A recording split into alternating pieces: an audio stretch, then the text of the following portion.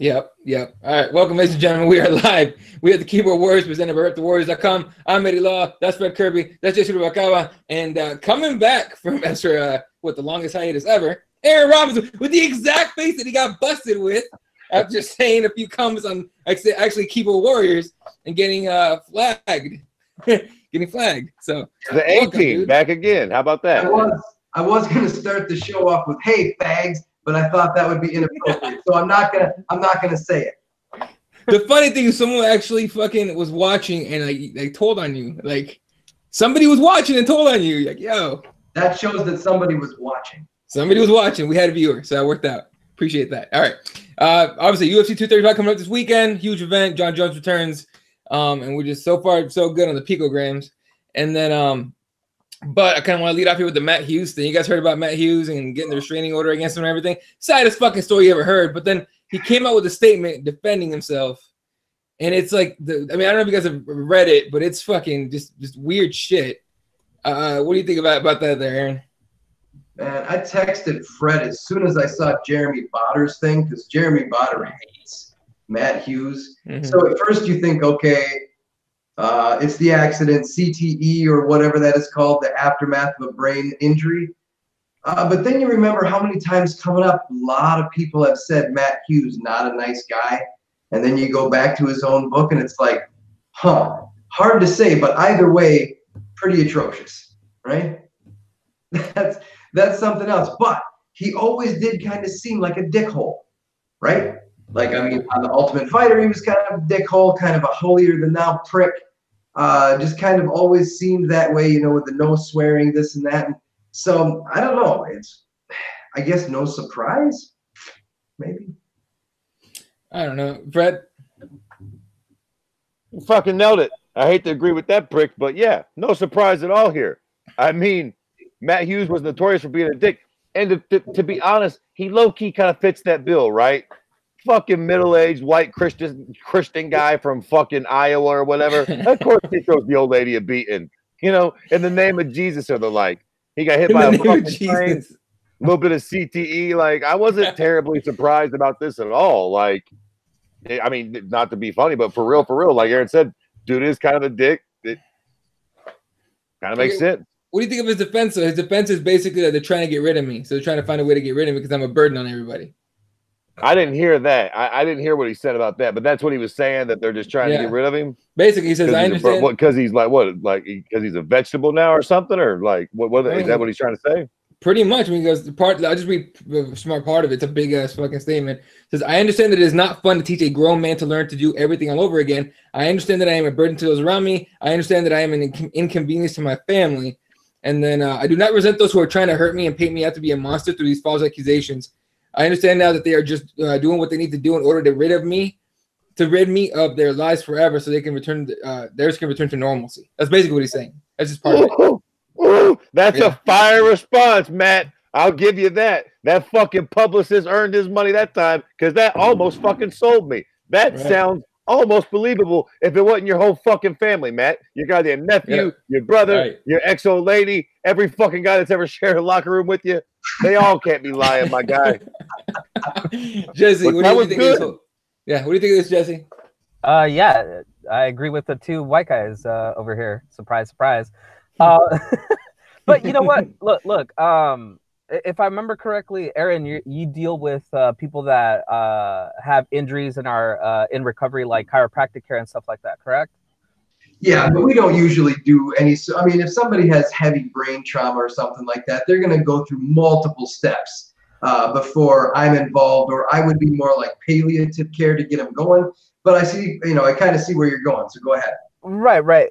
What I'm trying to say is there are some people that when they go through an experience like this and they're trying to like get back to it, they do show forms of like aggression because it's frustration, because they already know how to walk, they already know how to do things, yada yada yada.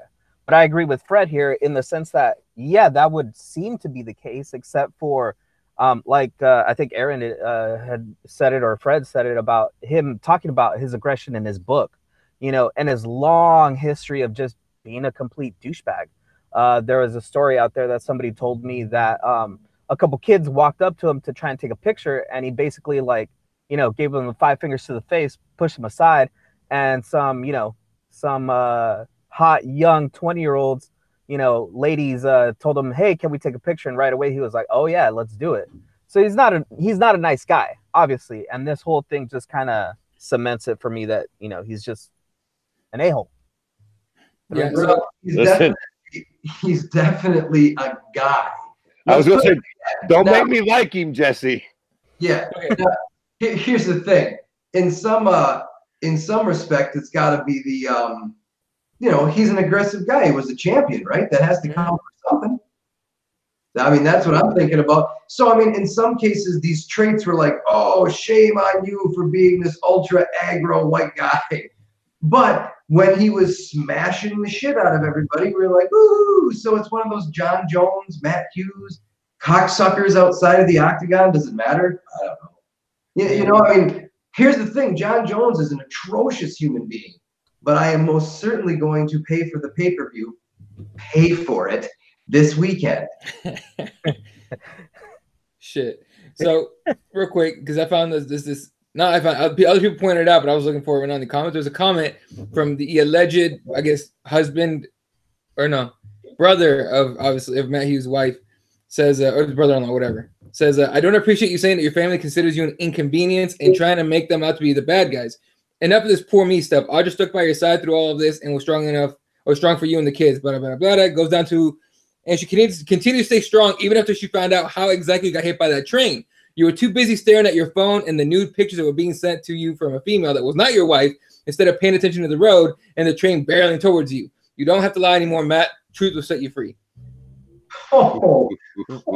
It got kind of fire in the comment section there. Wow. I love how people just come out with really private public shit and put it on or private, you know what I mean, just intimate shit. And they're like, here you go, public forum. 700 people. Right under that comment, stay strong, Matt. Oh yeah. Somebody else threw that in there. Put a kick in the nuts. Yeah. So yeah. Yo, I'm sorry. I don't mean to make light of this, but since that motherfucker didn't die, I'm gonna go ahead and make light of it. You mean to tell me that motherfucker got hit by a train looking at titty pics on his phone? Allegedly, that's what his brother-in-law said. Allegedly, it sounds like somebody's got a problem with their cock. Damn, Matt. What the fuck? You got hit by a train, homeboy? Yeah. Jesus Christ. I mean, everyone thought it was suicide attempt and shit. No, just looking at titties. Just fucking looked at it at the wrong time. You know, he might not have a problem with it. He is kind of getting up there in age. Maybe he just got a different kind of phone or didn't know how to access it while he was parked on a fucking railroad track. Dude, that's the fucking thing about getting hit by a train, right? Them motherfuckers are only one fucking place. And there's two iron things right there that say, there's a train coming. You ain't going to accidentally get hit by no train. No other place on fucking planet Earth except for on train tracks. So if you're looking at your phone for your spank bank, that's like the world's most specific fucking fetish I've ever heard of. No shit. Like the train tracks are literally the length of a car. You could be anywhere else and you'd be fine. You have to park your fucking car right there to get hit by the goddamn train. Oh, that's awesome. Yeah, what? He fucking gets what he deserves. What are you gonna do? Yeah, it's a shitty fuck. It's when I saw it, I was just like you guys, like really fucking fuck. Here's the thing with instant news. There was an older movie with Dustin Hoffman called Hero, and now it's starting to become like a real thing, man.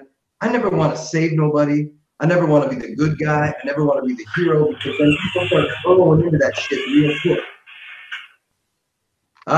Porn on Eddie's phone. No. You know, people start burrowing into that shit, and all of a sudden they're in your private life, and you're not that hero anymore. They try to make you into the villain, and I'm not saying that's what it is with Matt Hughes, but it's one of those things where it's really hard to even be a good guy nowadays. They're gonna find something. Yeah, that's on everybody. I expect everyone to have some skeletons in their closet. Jesse? You know what's funny is I don't know if you guys watch any of these movies, you know, that are kind of like Oscar winners or nominees. But we just ended up watching The Front Runner, and if you haven't seen it, it's such a damn good movie because it's talking about that where this candidate was basically like the guy to beat. I think it was like 90 something or 80 something. Anyway, and they found out that he was having an affair, and basically this is what like started off this whole like digging into like politicians, you know, life and you know how they are like in their social life and their private life and everything. This is the guy that basically hit all that off. And like, you know, a few years later, then we got Clinton, who was like banging chicks. Is like, whatever, man. Like, this is what I do. You know, getting my dick sucked in the White House, whatever. I'm just gonna play the saxophone for everybody. But it's a pretty interesting movie. If you guys check it out, it's pretty good. Kind of going on what Aaron was saying about that. Clinton was an OG though. He was kind of like, it depends on what the definition of is. That made me fucking die laughing. I think I'm a bunch older than you guys because I actually was growing up in the 90s. So I remember Clinton. Like I served in the military under Clinton. Jesse, I have to disagree. You're really minimizing how smooth he was. He didn't just come up and was like, yeah, I'm banging chicks, deal with the saxophone. He actually challenged, like Eddie was saying, challenged words, definitions, and shit like that to the point where there was a book this thick about bullshit that he was lying about getting his dick sucked. And by sucking his dick, Monica Lewinsky is still famous. Dude, she got a career out of that. That is the best dick to suck. Right? It checks out there. If any of y'all gonna do one, it's that dude. Crazy. Yeah. And now that guy's Donald Trump. So good luck with that, you nasty hooers. Fuck, man. Dude, I don't think that carries the same weight. Ask what's her name? Stormy Daniels. Ask her. Yeah, no, man. I don't. You know, because everybody knows Trump is banned for it. Oh yeah. Bill Clinton didn't. He just got it. So. All right. So besides the Matt Hughes thing, we're gonna do 235. Yeah. UFC 235 going down this weekend. Real quick, did we talk about Holloway Poirier yet? No, it wasn't announced when last week. No, because I'm pretty sure. I feel like. Yeah. So it's like they're fighting for the interim title at UFC 236, the lightweight title, right? So Holloway 145 champ moving up, and I just have a feeling that Fred has a fucking opinion on this. I don't know why. I just thought interim titles are not your thing. What do you think? No. Actually, you know what? I'm completely fucking over it. You know how much I care about the interim title? Zero. I don't give a fuck. Give them all interim titles for all of me. I don't care. Seriously. I mean, fuck it. I'm not at this point. They're just going to give these belts out. I'm not going to. They're doing another one on the same fucking card, aren't they? Yeah. Adesanya and what's his name? Gaslam. Yeah. Give them out to the whole fucking most of them for all of me. Don't mean shit. I don't recognize that belt as shit. So they can give it to him, but it don't mean fuck all to me until somebody fights Khabib. Same thing with Israel. Somebody's going to fight Robert Whittaker. They can give these interim belts out all they want. I, as a fan, don't acknowledge that to mean shit at this point. Fuck those belts. Kobe had one. You know what they told Kobe? Sniff it. Fucking whatever. We're taking that bitch back from you. Go fuck yourself. Them interim belts don't mean shit, but I'm not going to get upset about it no more. I see everybody on Twitter. Oh my God, he's getting another intro belt. So stupid. Man, stop crying so goddamn much. Who gives a fuck? You know, we're still watching it, right? That's the point, right? We're still like, well, who cares? Fuck it. Give him a belt for all of me. But okay, what do you guys like the boxing model? You know what I mean? The alphabet super boxing. There was always the WBO and the WBC, and then there would be a unified title. I think the interim kind of locks in the next fight. Right? It does serve that one purpose. Whoever wins the interim title, Fred, suck a dick. I'm just trying to make a point. Yeah. If we just do kumbaya throughout this whole show, my friend, like it's a fucking phone call between you and I, it doesn't fucking sell, you dick. So shut up over there. I'm just saying it serves a fucking purpose. But you know what, Aaron? Ask what is it? Covington? Ask El Kukui how those interim titles and those next opportunities matter, because it doesn't. Because as soon as you don't defend or something happens to you, they take it away and then they give it to somebody else. How is it that they're gonna give Dustin Poirier and the 145 champ an interim title when you already had one with El Kukui, and they wanted him to fight for it again? He said like, no. What kind of crap is that? Yeah, of course he's gonna say no. Like, who in their right mind would say yes after you got screwed the first time? All right, I stand corrected. The interim belts have no worth whatsoever. They don't. They really don't. Well, look, to be fair, they're supposed to serve that purpose. But once WME and Hollywood came in, it's like if that purpose still serves the bigger narrative of making money, then Cool Beans will do it. If it don't, fuck it. We'll scrap it and we'll work with what's best. So that's kind of a bummer, but it is what it is. Yeah. All right. In the YouTube comments, real quick, shout out to MMA Gods. Raider, what's up? QC's in the comments. Raider says interim belt is intended to be a pacifier for fans and fighters. And goddamn right. That's true. Yeah. And that's why Ferguson was like, fuck all that. Yeah. All right. All right. Let's get right into UFC 235 this weekend. 2 title fights on the card. What's up, Justin? You didn't want to talk about the event you went to? UFC Phoenix? Yeah. Did that we? was like No. No, I'm saying the one that just happened this weekend because we didn't talk about it, right? What, Prague? Yeah, Prague. Oh, Prague. Look, all I know is Thiago Santos looked like a bad motherfucker. What? Okay.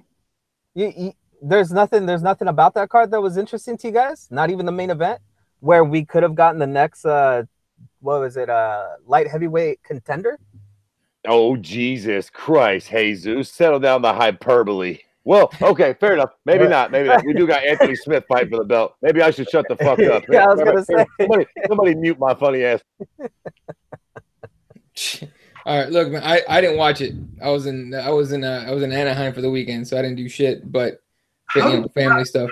Wait a minute. What do you mean you didn't watch it? UFC Prague, I didn't watch. Well, for Christ's sakes, how many different streaming services do you have? You could have watched the next day or the day after while you were at work or while you're fucking driving. Yeah, I didn't care, honestly. It was a long week, man. All right, I had to look for it to fucking jog my memory. Are you talking about Jan Blachowicz and the Thiago Santos fight for the next thing at 205? Yeah. Yes. Oh man. What the fuck? What the fuck can you say about that? That's a pretty shitty apex if that's the fucking climb to the mountaintop. Listen. Yeah. Listen, we about to talk about it because we're going to talk about 235, but thank God for people like Johnny Walker because 205 is thin as a goddamn meth fiend on a Dayton fucking East Side street. You know what I'm saying? Not really though, because we have still Luke Rockhold who's supposed to make his debut. Oh, you stop with the Luke Rockhold. He ain't even there yet. You naming shit that ain't even there yet. Yoel Romero, who's supposed to also be at 205. Are you trying to piss me off, fucking Jesus? You did it twice in a row. Name some motherfuckers that are actually at 205. Bohachinia. Is he real? Yeah. Is he actually at 205? Although going along with the theme of a-holes in real life, he does hate gay people, and he has really hard political stances that he's not afraid of expressing himself every time he wins. So Good. Who? Good. Bohachinia. Good. Oh yeah. Why can't you express yourself? That's fine. He has he likes to talk about what he likes to talk about. Fuck it, who cares? Everybody's always persecuting people. He has really strong views. Who gives a shit? He can punch you in the face harder than you can punch him. Big deal. Yeah. Was it Dwight Grant that almost killed somebody? Yeah, that was a good knockout. Nasty fucking knockout. And then Stephen Struve gets a win. Did he retire? Yep, he did retire afterwards. He did? Okay, good. All right. Well, good. I'm glad. Did you guys watch the Peter Yan fight? The Peter Yan fight was pretty interesting. He disposed of John Dodson pretty well. That was something. I'm keeping an eye on that. What? By the way, what the hell was up with John Dodson looking like, I don't know, some old 70s clown or something? He's got the big old empty space and the hair just all over the place on the sides. I don't fucking know. Fucking you guys just all chill with fucking John Dodson's hair. You pricks act like you've never seen a black guy before. He just fucking didn't have it fucking tapered down. Easy. Jesus Christ. Everybody was like, what's up, man, with his hair? He's getting thunderstruck and it's sweating. And he's black. Or half at best. Jesus Christ. All right. All right. You just go quick on the comments here. QC says interim belt equals title practice trial. There you go. Raider says that Thiago fight was the only fight worth that card. Thiago is a god, y'all. And yeah, that Dwight Grant KO was good. Dodson cried the whole fight apparently. He did. Then, He was on some crybaby shit. Yeah. And then MMA God says old 70s clown. There you go. That's your John Dodson haircut comment there, Fred. Yeah, that's what I mean. All right. Moving on. So UFC 235 this weekend, unless Jesse, you want to hit on something else on that card. No, I'm good. No, all right, cool. 235 goes down this weekend from Vegas. It's obviously Fight Pass, ESPN, and then pay-per-view. Fight Pass. I don't even know if I still use that shit. But all right. Obviously, the early prelims, there's going to be a bunch of the Marlon Barrow, Frankie Sainz fight got canceled. Marlon's sick. Then, God fucking damn it. Always was something. Right. Poliana Biana taking on Hannah Cyphers. Gina Mazzani taking on Macy Kiasen. What the fuck? Edmund Shabazian against Charles Bird. And that's your early prelims. And then this is the fucking ESPN prelims where it kicks off. The one and only Diego Sanchez taking on Mickey Gall. Fred, hey now. Your thoughts, Fred, on Diego Sanchez? Okay, all right. Hold on. Wait a minute. Let's back up for a minute. I want to get your thoughts before we start. We'll go right back to this and we'll do the Mickey Gall fight. We'll work our way up the card. But real quick, initial thoughts on this card. Give me a grade, 1 to 10 on paper. On paper, on your excitement level for this card. Yes, and then we'll go back and we'll get through it. Well, see, I'm going, so mine's a 10, obviously. Okay. Well, yeah, did your fucking vote don't count, Mister? I'm going. Jesus fucking Christ. Full disclaimer, then I'm going. If you wasn't fucking going, fucking Eddie, Jesus Christ, I'm going to the pay-per-view. If I wasn't going, it'd be like a 9. 9. Okay, solid ass card, very exciting card. Eddie or Jesus. I'd go with like 22, 23.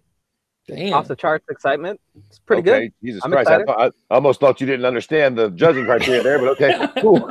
All right. Gotcha. Aaron, 1 to 10. How excited are you for this card?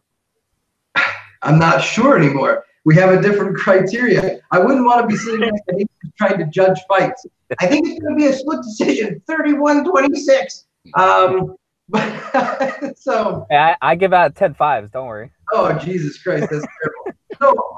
No, this is one of those that it's like on paper, right? 8.5, 9. But those are the ones where it's like, son of a bitch. It looked so good. So I don't want to get too excited, but I will tell you that out of it, more than 50% of the fights, I care about who wins and about how they do it. Okay. I love this. This is why I want to do this. This fight card gets a fucking 6 from me. A 6. Now, really? Let's go back to the fights, and I will get into why as we go on. Mickey Gall, Diego Sanchez. Okay, this fight I kind of dig because we got Mickey Gall, the young personality, and Diego Sanchez, the old personality, whom probably needs to retire. And I'm assuming old Mickey might be just the guy to do the trick. Maybe he gets a little rub from old Diego. The stare down alone will be worth the fucking weight in gold. I like this fight. It should be intriguing. I think Diego's just a warm body to take a beating at this fucking point. But, fun fight. I'm into it. All right. Jesse, what do you think about this one? Yeah, you know what? Surprisingly, I agree with Fred here, seeing as how Diego Sanchez is so old, and I thought he should have retired his last couple fights. He just doesn't look the same anymore, and I think Mickey Gall is just going to run through him. So, yeah, I think this should be one of those, like, Diego Sanchez leaves his gloves in the middle of the octagon, and then Mickey Gall gets that rub for beating a legend, another legend. Dude, I don't even care if he wins. Like, I guarantee Diego's not retiring. For real. Aaron? Yeah, I know we shouldn't get into the old fighters should retire, but yeah, the ones that age like fine wine are pretty few and far between. I mean, Dan Henderson still pulled it off. Captain America pulled it off for a while. Diego Sanchez has never been that caliber. I mean, let's be honest. He had some fun, explosive fights, but I mean, he hasn't evolved very well. If you put him in there with Clay Guida, who should also be in the retirement home, it makes for an interesting fight. But past that, I have no. This is the one fight that I'm kind of like, well, whatever. Sorry, Fred. Yeah, fair enough. Pass the torch. All right. Cody Stedman takes on Alejandro Perez in the fight after that one. Then we get the Johnny Walker stepping in. Then it's Misha Serkinov talking about 20. Is it 205? Yeah, 205 is right. Exciting. Solidly exciting fight, Fred. What do you think? Okay, yeah, I'm gonna seem like I was completely fucking letting on earlier because this fight I actually like too. This is one of the fights on the card that I actually really enjoy.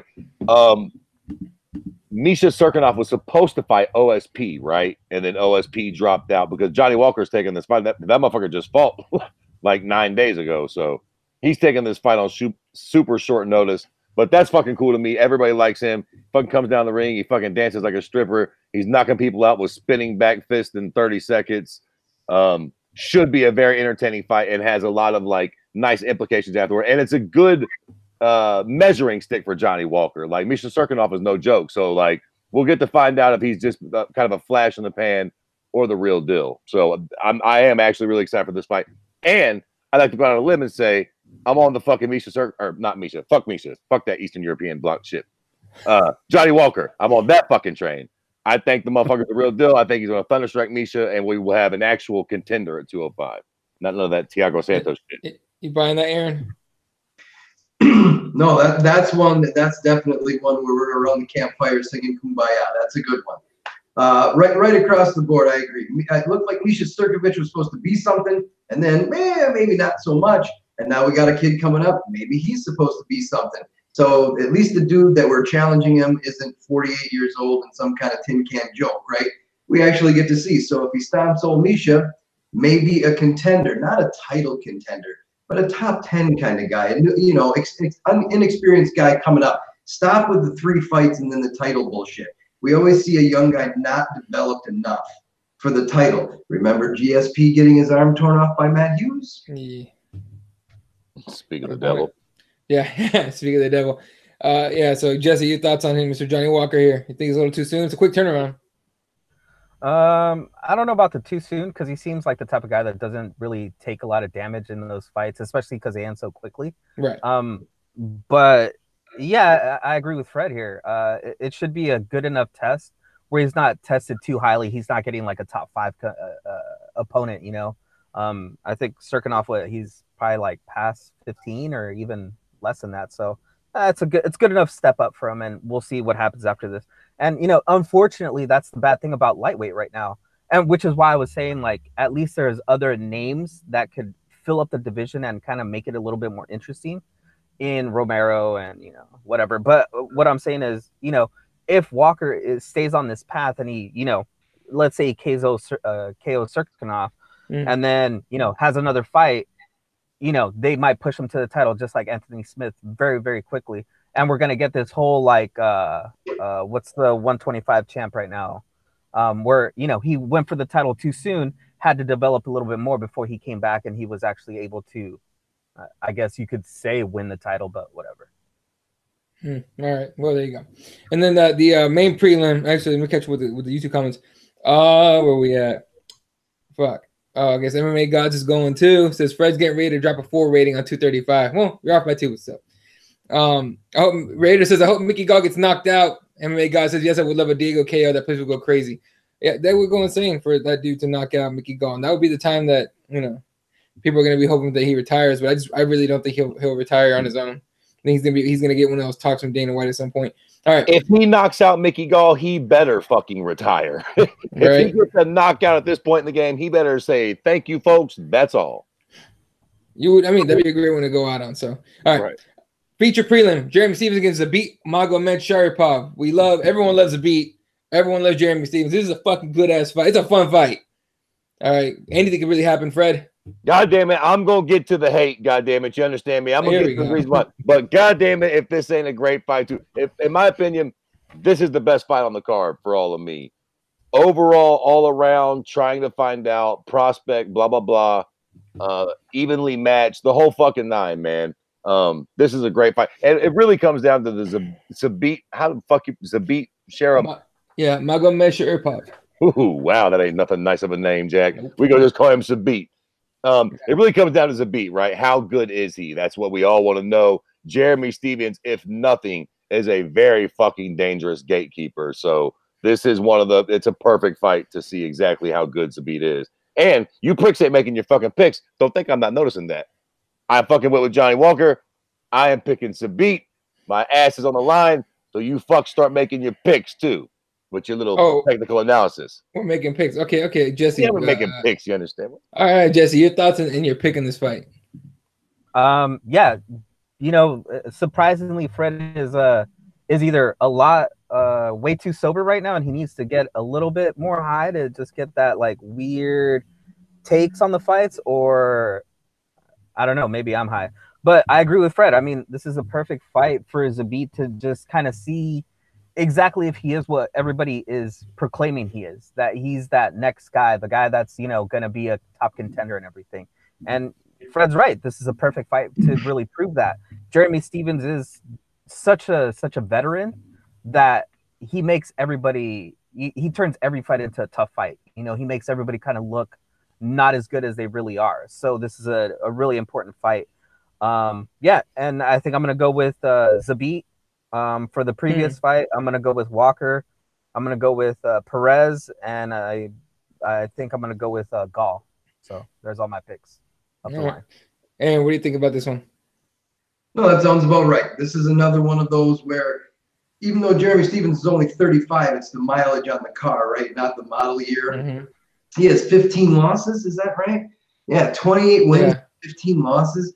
Yeah. Jesus Christ, man. If you've taken 15 horrific MMA ass whippings in your life, you're not as durable as you used to be. But he always has that ear-shaking power, right? Nobody forgets about that.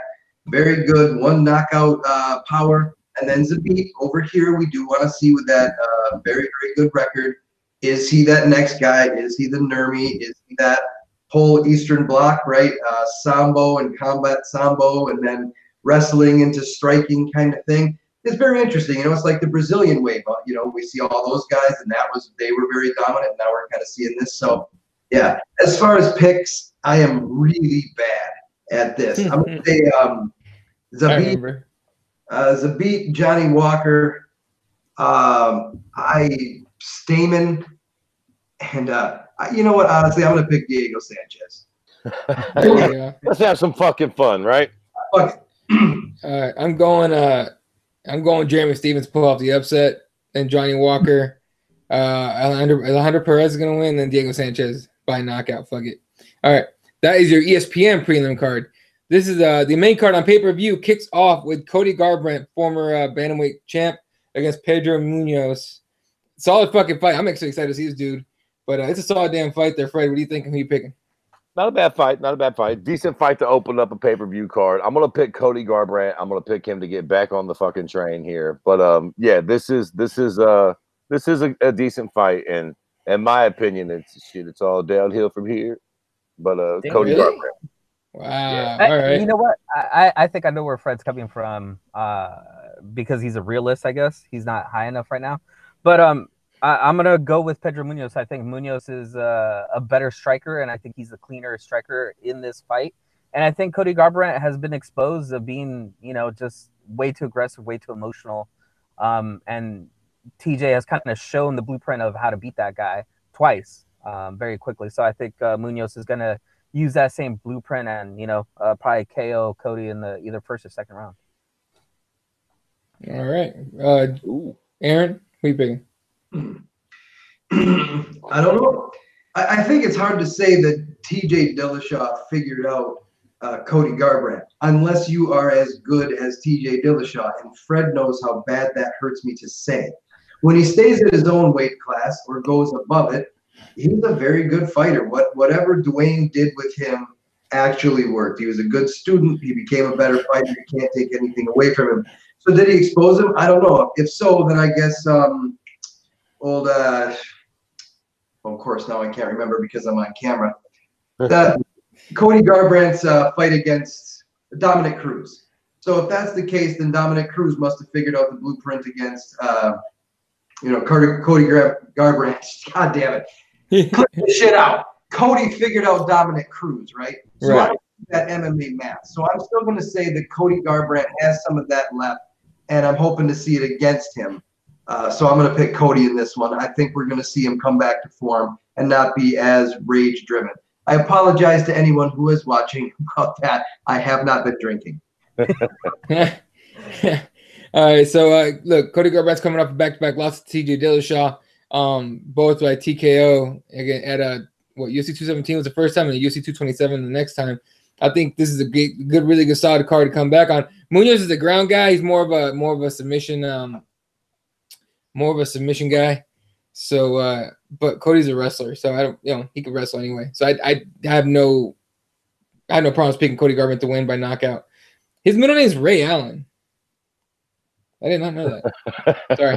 I'm just happy I could say any of his fucking names after that debacle right there. So you're picking Cody as well? Yeah, I'm picking Cody. Okay. So for you about the shit on this now? Yep. All right, next fight up. Tisha Torres against Wiley Zhang. The what do you call it? The tiny tornado? And go ahead, Fred. That's the win for all of me. Yeah, I was waiting for that. Listen, exactly. This is it right here, man. I mean, I the brisk gust to win versus the Asian broad that nobody's heard of, who's 18-1 on the fucking South Korean circuit. You could take that and give it back to the Indians for all of me. I suppose Tisha Torres, based upon the fact that, I mean, unless you're somebody who actually does this for a living, does anybody really know much about this Asian broad with an 18-1 record? Like, who is she beating? Where she come from? Like, you know what I mean? And I know there's some little fucking shitbird on his fucking keyboard right now. She's from Takapaka and Chaka Chaka, and she beat Hogapaka. Man, suck my dick. Ain't nobody got time to figure all that shit out. What the fuck is this fight doing this high on the card? Here's the thing. Tisha Torres herself said she had to Google.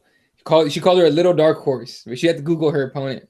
She had no idea who the fuck it was. A little dark horse. She got some stones on her saying that about somebody. Anyways, I'm going to pick her based upon the strength of the fact that I don't know who the other fucking broad is.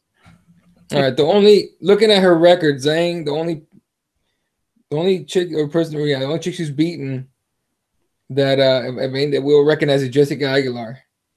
Yeah, there we go. That merits being on a fucking John Jones card. No, hurry up on the pay-per-view, don't it, boys? That sounds about right. What the fuck are we talking about? Okay. To be fair, at one point, Jessica Aguilar was considered an actual contender. At one point, so is Tank Abbott. Right, I understand. I'm just saying. So at least we did recognize that one name. This fight is ridiculous that it's on the pay-per-view. Fuck you. That's what I say. I mean, anywhere else it makes sense, right? But not on the fucking pay-per-view card.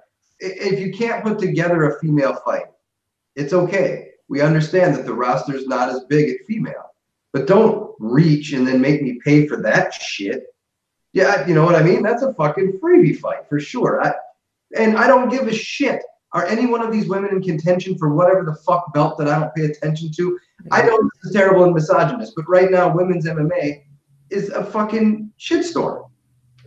Actually, a lot of people have been saying that. It's kind of, you know what I mean? Like, I don't know. It's fucking weird. Not that I disagree. I think it could be way better, but still, like, people are calling it a shit show. Yeah.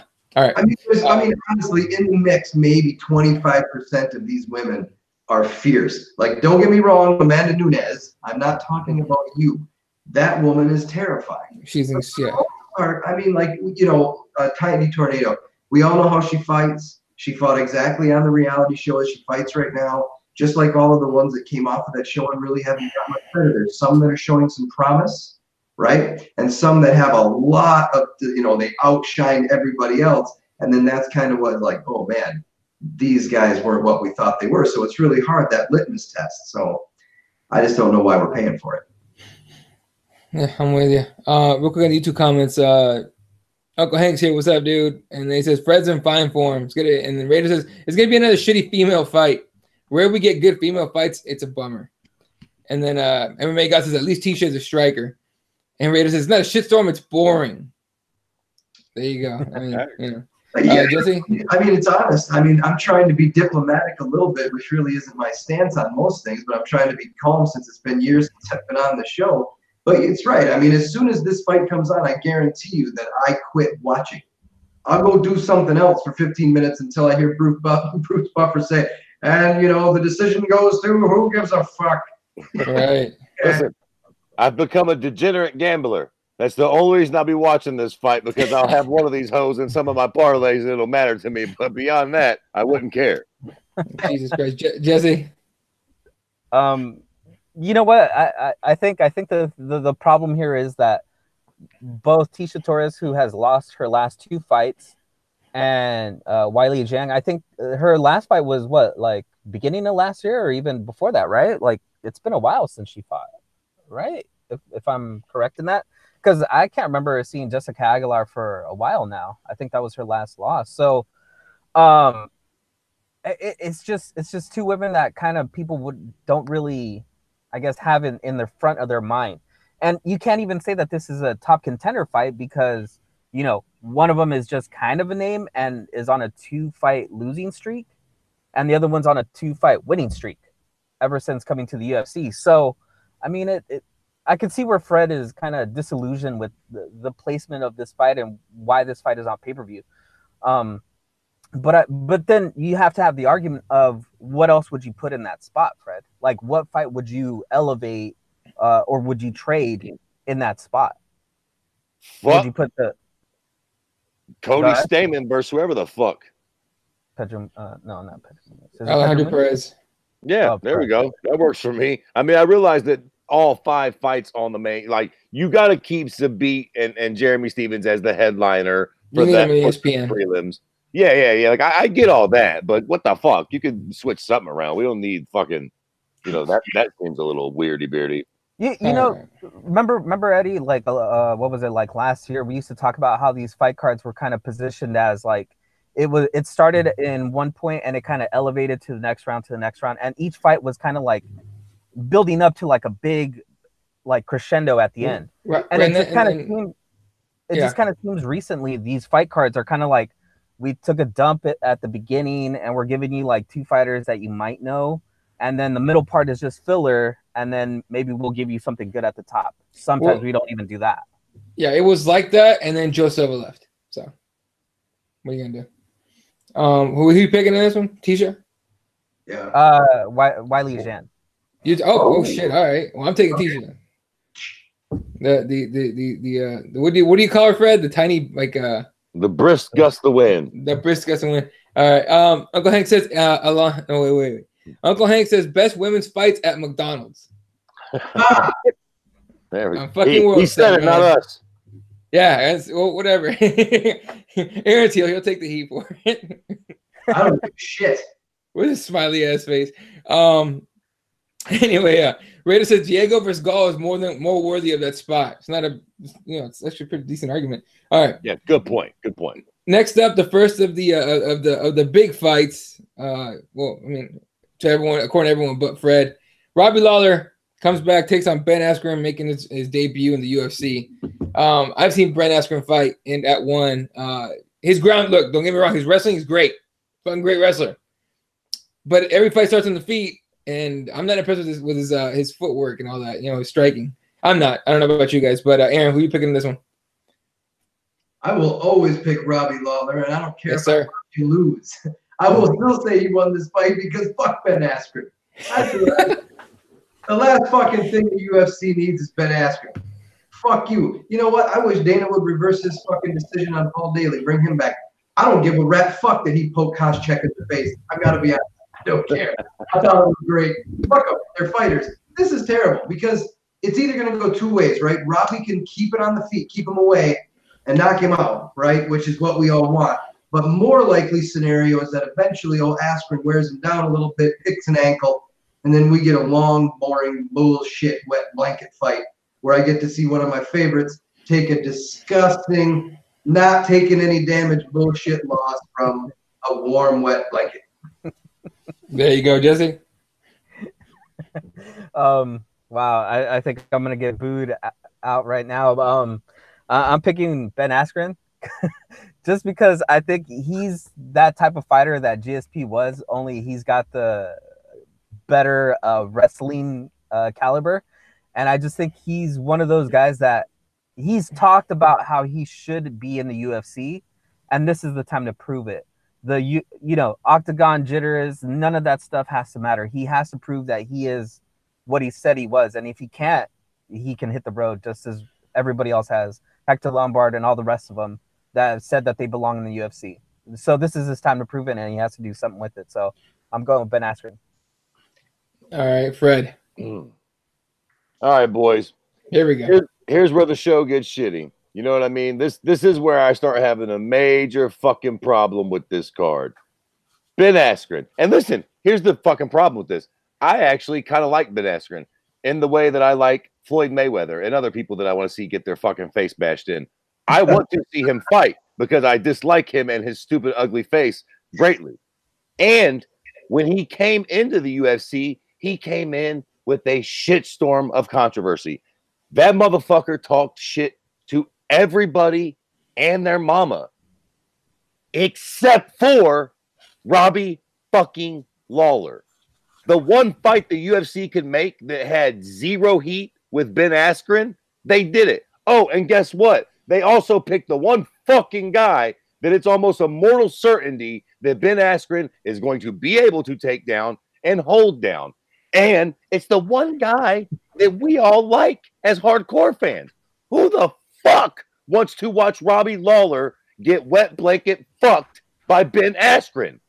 Every MMA fan in the world is going to have a tear in their eye. Yes, we're happy that Ben's here, but did he have to fucking beat Robbie at this point in Robbie's goddamn career? Is that not a misusage of what Robbie Lawler is as a martial artist? Do we need to see Robbie Lawler get out wrestled by Ben Askren to learn any fucking thing about anything?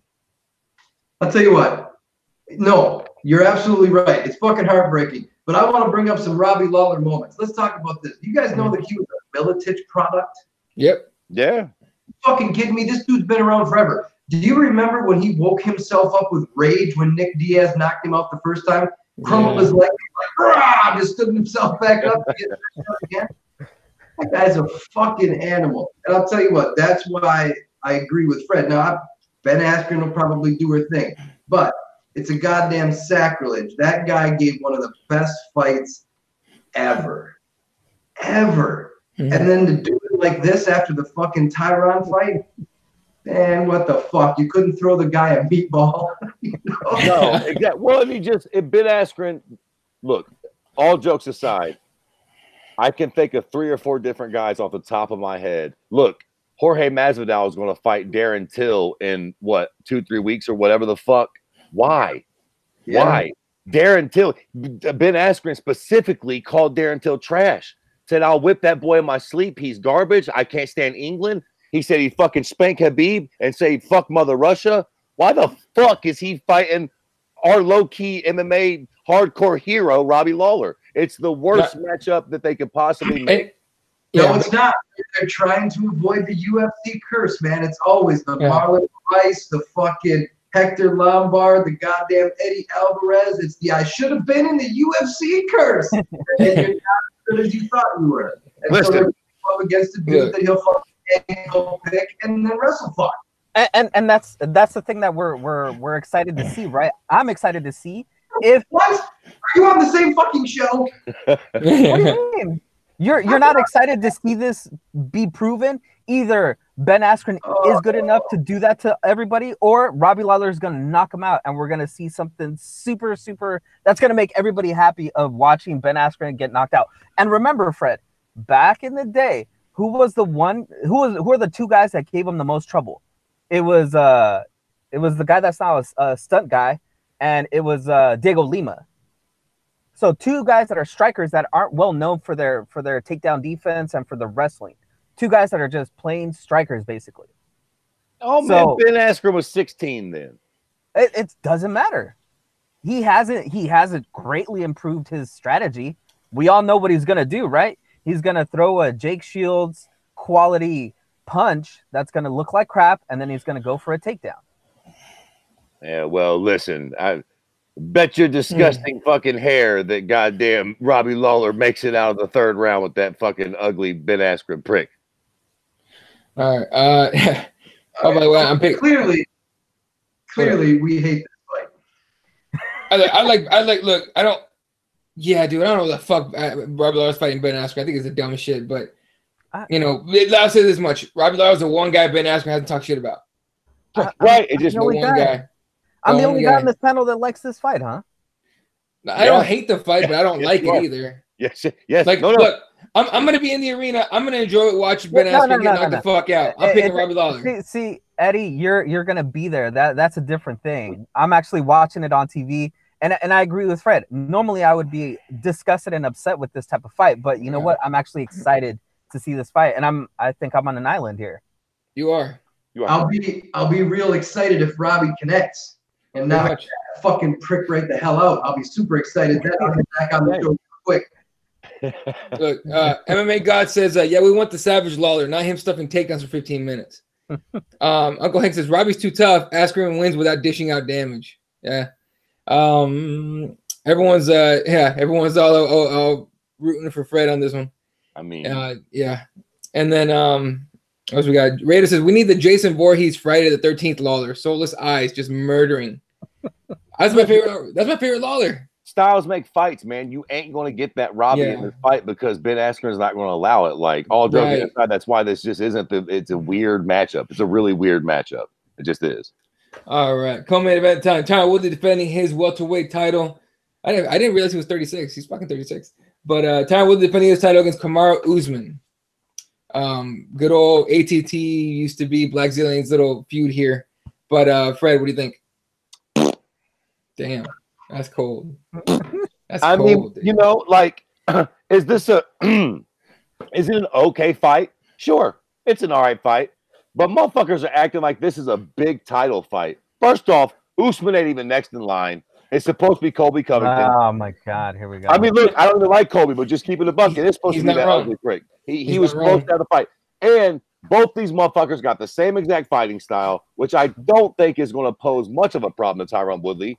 I mean, do any of us really see Usman holding Woodley down for 5 fucking rounds? No. I mean, maybe. I mean, I know it's MMA. Does anybody have Usman winning? Because I do. I have Usman winning. Oh my God! Really? I figured you would. Just settle down. You'll get your fucking turn. Shut up. Overall, this fight is a solid 7.5. I mean, look, these are title fights, guys, right? This is supposed to be the best fights we have to offer for our sport or whatever, right? Usman versus Woodley makes my dick limp at best. It's just not that great of a fight. And that's not even getting into the fucking details of it. When you envision this fight, does anybody envision a bloody war? Does anybody see Robbie versus Rory? I don't. No. I don't. Nope. I see a calculated whatever the fuck fest, man. I see it ended up being a bit of a shit show unless hopefully maybe Tyron can land a big fucking right hand and maybe make it kind of fun. I see Usman going for a lot of takedowns that he doesn't get. I just see it being a relatively boring fight where we don't get a whole lot out of. I just don't. Fuck it. I don't know. It's a solid 6. Whatever. Who gives a fuck? All right. Well, there you go. All right. Aaron, what do you think here? Yeah, there's going to be a lot of cage burn up against these boys' backs. Yeah, a lot of clinching. Because here's the thing. Either one of them uncorks it, right? The champ doesn't want that. Usman doesn't want to get knocked out, but that's what it is. And then if one of them does get hurt, they're both cautious after that point. Tyron is easier to go back and see this when he was being really cautious with a guy, Wonderboy. He could have just smashed him. But he didn't want to take the damage to give the damage. Well, I'm hoping that this is not the fight that we think it's going to be, but I think it's going to be a lot of guys who are these two guys are evenly matched, and it's going to be a lot of talent negating talent. And no, I didn't know that Tyron was 36. Holy shit. Guy, fine wine. Yeah, look, man. Jesse, you pick? I said Usman. I agree with you guys. And I think you guys are going to be surprised because both of them have the ability to negate what they're both kind of known for, right? Which is Woodley is known for his wrestling, but he's also known for having that knockout power. And Usman has been able to knock out some of his opponents, but he's also known for his aggressive wrestling style, which is, you could say it's wet blanket-ish or whatever, but he's worked on trying to make that style more exciting. And his last fight, he was trying to go for a finish. And he was trying really, really hard to make sure that he got that finish, but in the best way possible. And I think what we're going to get is a really, really good technical fight here that actually might be really, really exciting. So I just see Usman as being that guy that's able to overcome the fight IQ that Woodley has, which is really high. And I think it's gonna make for a great fight. So I disagree with Fred, but I could see where it could go really, really bad, like Fred is thinking, because it could go that way. But I don't see it going that way. I see it being an exciting fight and having a new champion in a finish, by the way. Champion, bro. All right, look, man. In a finish. Wow, Jesse, you're just going all. It's gonna. I'll even say this: in under 3 rounds, we'll get a new champion. Jesus Christ. Cute. Okay, Cute. Look, man. Tyron Woodley's gonna win by decision, and it's not gonna be that much fun. I think they're gonna cancel each other out pretty much everywhere. So I'm hoping for like a nasty overhand right from Tyron Woodley, knocking this dude out and ending this shit in the first round. But and QC makes a good point. When two good grapplers fight, sometimes it turns into a striking battle. Tyron Woodley's a better striker. Tyron Woodley by overhand right knockout in the 3rd round. I like it. Hopefully it happens. Yeah, I know. You're like, whatever. All right. Actually, as far as it goes. Yeah. Main event time, boys. John Jones defending against Anthony Lionheart Smith. Everyone's kind of shitting on the fight. Anthony Smith's like a massive underdog, but I didn't think about it very much until I saw them do that media face-off today. John Jones is way bigger than Anthony Smith. You guys see that shit? Mm-hmm. Dude, I did not. Way bigger. Smith looks like a 185er. Oh wow! Holy! Excuse me, Eddie. I'm jumping in here. I'm going. Wow! Imagine that. Guy. He fucking is. This is the most. He moved up. This is the most meaningless title fight in UFC history. Are we all? You can't think of a worse one? Huh? You can't think of a worse title fight? I don't know. You fish one up while I'm fucking desecrating this one because I have no idea. John Jones is our fucking living goat. Listen, the prick cheated. So what? If we're going to let him fight, then we all just got to eat that bullet and get the fuck over it. He's the living goat. Anthony Smith is a guy who couldn't crack the top 10 at middleweight. And then he came to 205. And what did he do? He beat Rashad Evans, who is fucking 137, and he beat Shogun, which literally makes me want to fucking LOL. And then he beat No Time, which is ironic he's named that because that's where he fucking came from. No Time. Nobody even knew who the fuck that dude was in 2017. So, very easy road to the title shot. Couldn't make it at middleweight. And all that being said, he's fighting John fucking Jones. We're wasting a fight with John here for all of me. And you know what? Just so it fucks everybody right in the pussy, I'm rooting for Anthony Smith, the little light-skinned prick. I hope he knocks John out because you know what? John should not be in the cage with this guy. It's a horrible mistake. John Jones should be fighting fucking Francis Ngannou or goddamn Stipe or DC or a fucking alien. What the fuck? It's John Jones. Why the fuck is he? And you know what? Anthony Smith could knock him out. Crazier things have happened. This is the riskiest fight that John's ever had because he has, dude, John Jones could come out there and karate kick fucking that dude right in the face and we would all be like, yeah, well, what'd you expect, right?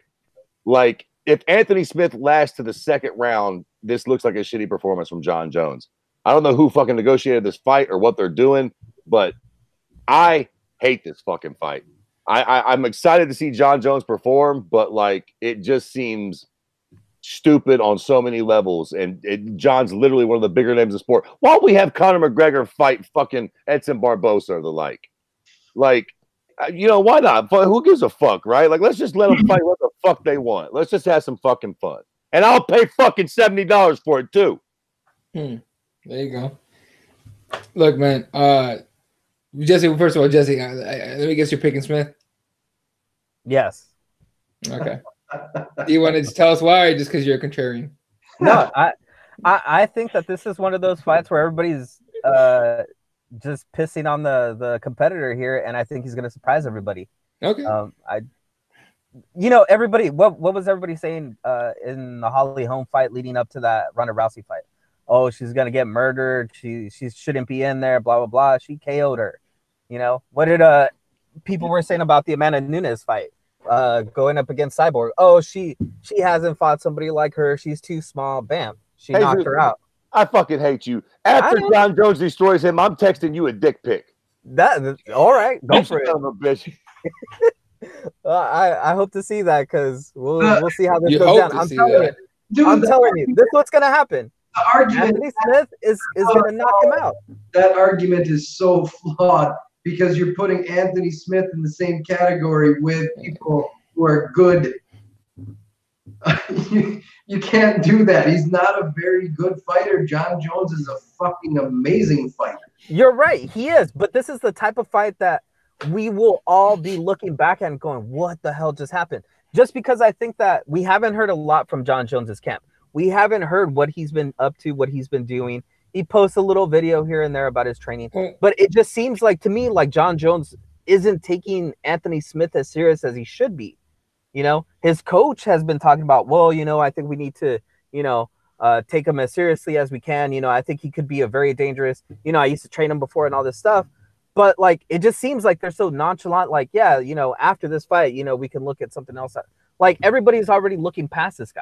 And I think that's a big mistake. It's MMA, guys. And anybody can get knocked out.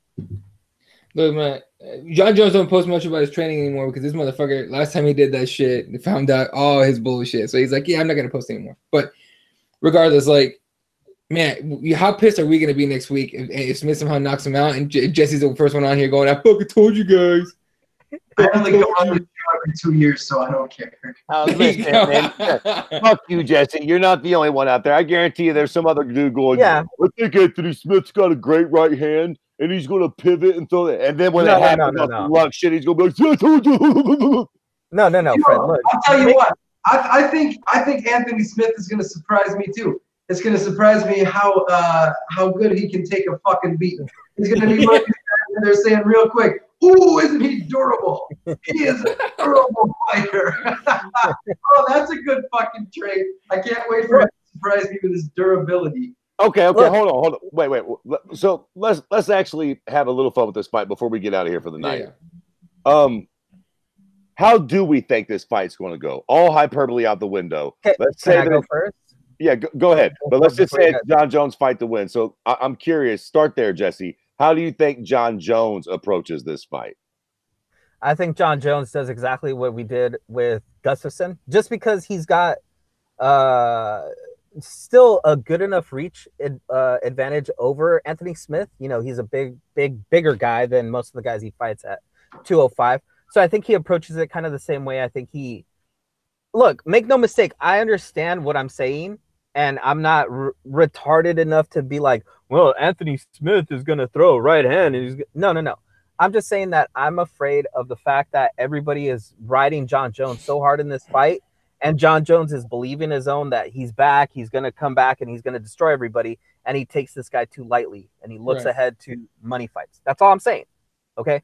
But John Jones, what he should do is walk into the octagon, do his little thing. And when the fight starts, he's going to start chopping down his leg. And as soon as Anthony Smith starts getting, you know, chopped to the leg, that front kick to the knee, he's going to start trying to block that. John Jones is going to, you know, elbow him, do some spinning stuff, put him against the cage, probably take him down, beat him to death. Probably a first or second round finish. That's how John Jones should win this fight. And if John Jones is taking him as seriously as he should be, it should go pretty easily. But if he's not, we're going to see the trouble that he's going to have with this guy. All right, so everyone but Jesse's picking John Jones, right? Yeah. John Jones is going to fuck this kid up. I think it's going to be one of the close fights where he just doesn't leave Anthony Smith alone. Control his hands, control where he's at, land the tricky elbows. I think it's just going to – the reason why they're not taking him seriously is they know that he can control him no matter what. I mean, the size differential, the talent differential, everybody can uncork a right? That's what we're hoping for. But I don't know. In this one in particular, Jesse, I think it's slim to none. I don't think he carries the power. John Jones has been hit. It's not like he hasn't been hit. Gustafsson hit him in the fucking face with 22 elbows. And Gustafsson is a big fucking 205. He's a big dude. I don't think it's that he's not battle tested. I just think it's too small of a guy, and I got to go with Fred. The fight for all of me, it's just like a like a smoker at a gym, right? Like a joke. Yeah, We got yeah. here. Why don't we give him fucking Anthony Smith to see what he can do? Well, mean shit. You're the smartest kid on the short bus. Good job, Anthony Smith. What the fuck? Look, Anthony Smith is here for 3 reasons. One, John Jones wants a fight, and so they just gave him one, right? 2, because honestly, there's 2 reasons. The second one is because he beat Shogun and who the fuck? Rashad. And Ozdemir. Ozdemir is what got. I'll give him Ozdemir. Ozdemir was a real title shot to keep it a buck, but that's Ozdemir is a real talent. But the other 2 though, on the way out, I mean, fuck it. You ever see who didn't see Rashad about to eat that fucking knee? Who didn't call that? I mean, come on, he was setting him up, like framing out, and then I think Joe Rogan was like, "And here it comes, boom, knocked him out." Yeah, knee, right. So, Rashad didn't see that coming. I'm just saying. No, Rashad should have fucking known better. Anyway. But yeah, I'm with Aaron and Fred here. Like but I think it's not even gonna be close. I think John Jones wants to make a statement with this one. He's just gonna run through this kid like it's nothing. Like it's gonna be fucking like you need a rep that knows when to call a fight. Otherwise, Smith's gonna eat a bunch of unnecessary like shit. It's Herb Dean, by the way. Oh shit, he's fucking. Oh my god, he's gonna kill him. He's gonna die.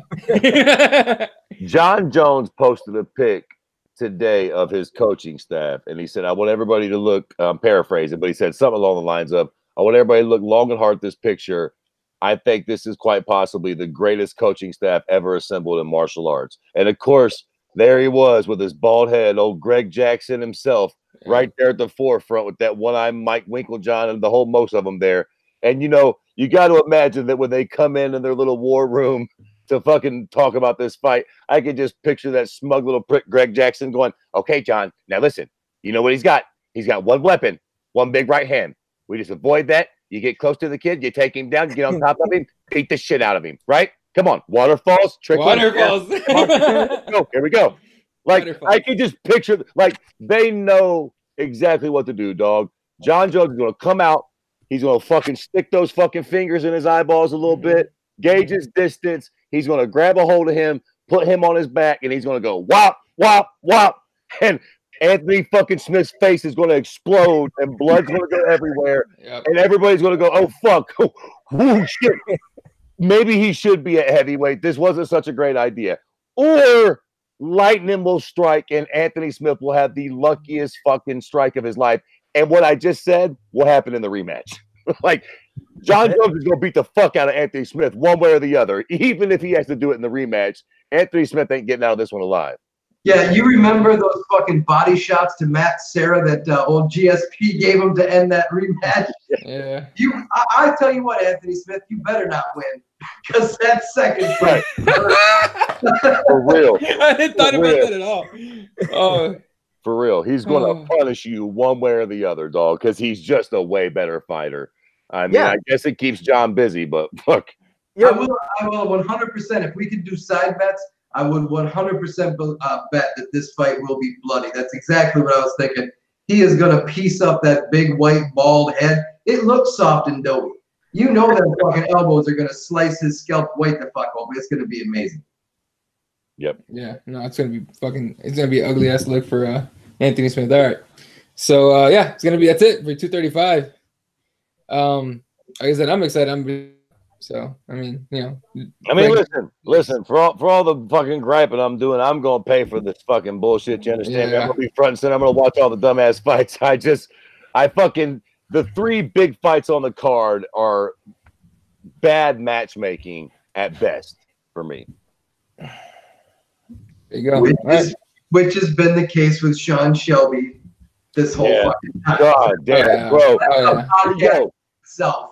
Yo, if we ever actually make it to a UFC event together live, we got to fucking print up shirts to say, where's Joe Silva? No that'd be the shit. Hell yeah.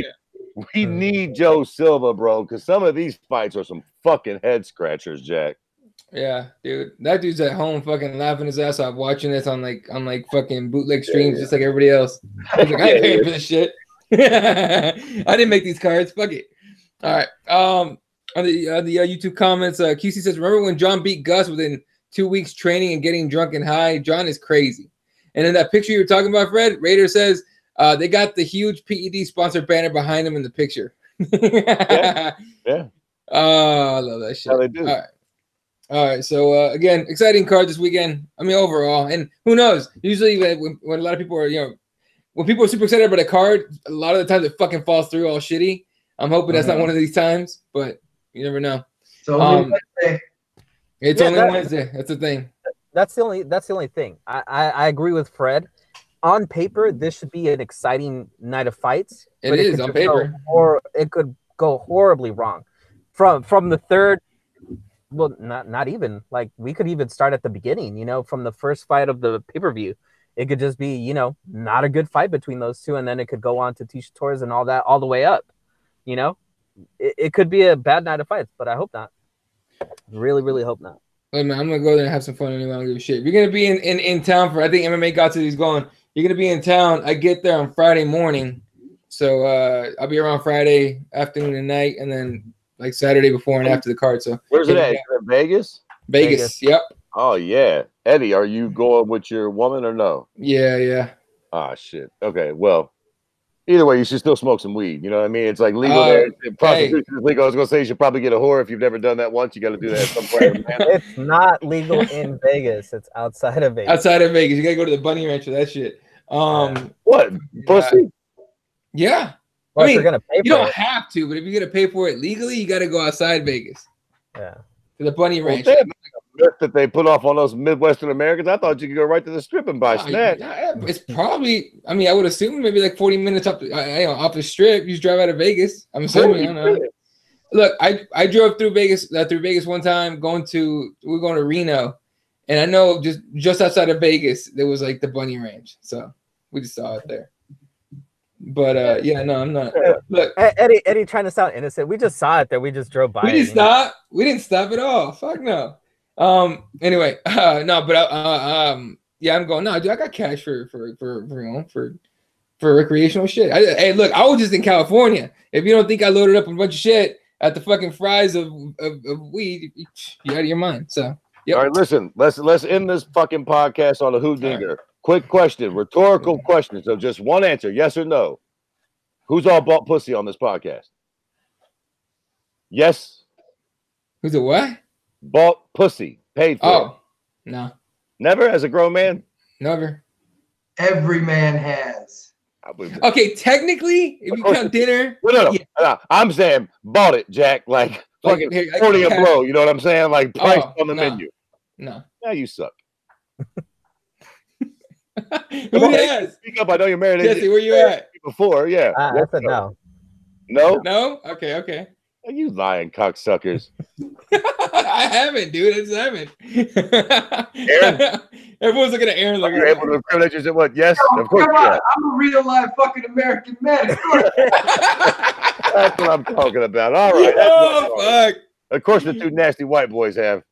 Hey, you got to experience a little bit of everything. The heart pounding, it's all fucking weird afterwards. You feel all dirty and disgusting. That's how you know how to rise up and never do that kind of shit again. That's right. That's how you learn. Oh, fuck. Raider says go to Glitter Gulch. Just all kinds of hoes in that strip club. Thanks for the tip. Shit. Nice. All right. Anyway. We'll be there in October.